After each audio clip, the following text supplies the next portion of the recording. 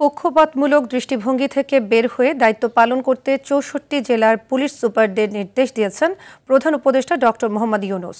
রাজধানীর তেজগাঁওয়ে প্রধান উপদেষ্টার কার্যালয়ে ঊর্ধ্বতন পুলিশ কর্মকর্তাদের সঙ্গে বৈঠকে তিনি এ নির্দেশ দেন।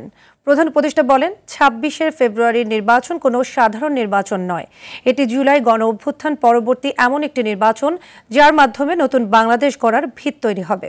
আরও জানাচ্ছেন এআর বাদল।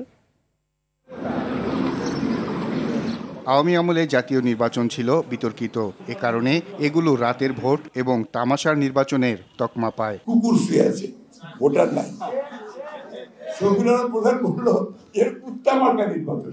এগুলা কি কুত্তা নির্বাচন? সুষ্ঠু নির্বাচনকে বিএনপি বলে কুত্তা নির্বাচন। ২০২৬ সালের ফেব্রুয়ারি নির্বাচনকে যে কোনো ধরনের বিতর্ক থেকে মুক্ত রেখে যুগান্তকারী করতে সারা দেশের পুলিশ সুপার ও ঊর্ধ্বতনদের নিয়ে বৈঠক করেন প্রধান উপদেষ্টা। অতীতের কিছু নির্বাচনের কথা মনে চট করে আসে, কেউ প্রহসনের নির্বাচন বলে, প্রতারণার নির্বাচন বলে, তামাশার নির্বাচন বলে, এগুলো হলো তাদের বিশেষণ। সেখান থেকে আমাদের চলে যেতে হবে বহু উপরে, যে লোকে জানে এই পরিবর্তন সম্ভব এবং তোমাদের মাধ্যমেই সেই পরিবর্তন হবে, কোন রকমের বায়াস যেন এটার মধ্যে না ঢোকে।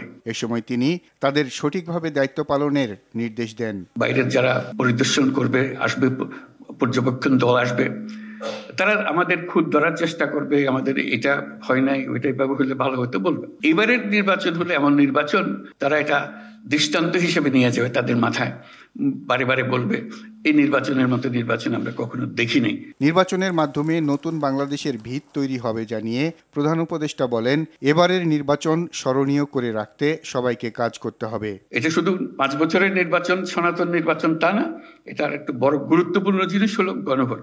সেটা হলো বিল্ডিং কোড। এই বিল্ডিং কোডটা আমরা তৈরি করে দিয়ে যাব, যেটা শত বর্ষ ধরে এদেশকে, এই জাতিকে সামনে এগিয়ে নিয়ে যাব। যত বড় ঝাঁকুনি আসুক, এটাকে নাড়াতে পারবে না। এই ঐতিহাসিক দায়িত্ব যে পেয়েছ, এটার জন্য আল্লাহর কাছে শুকরগুজারি করো যে আমাদেরকে এই দায়িত্ব পালন করার সুযোগ দিয়েছে। এ সময় জুলাই শহীদ ১০ বছরের শিশু আনাজের বক্তব্যের উদাহরণ দিতে গিয়ে আবেগী হয়ে পড়েন প্রধান উপদেষ্টা। আনাজ একজন শহীদ বালক, সে ১০ম শ্রেণীর ছাত্র ছিল। তার চিঠি মাকে বলছেন, আমি স্বার্থপরের মতো বসে থাকতে পারবো না, যদি ফিরে না আসি আমাকে মাফ করে দিও। বলেন, জীবন দিয়ে সে আমাদের দেখিয়ে গেছে কিভাবে কাজ করতে হবে। সেই কাপুরুষের মতো বসে থাকতে চাইনি, আমরাও কাপুরুষের মতো বসে থাকতে চাই। আমরা তার স্বপ্ন বাস্তবায়ন করতে চাই, এটি আমাদের দায়িত্ব। এআর বাদল, RTV, ঢাকা।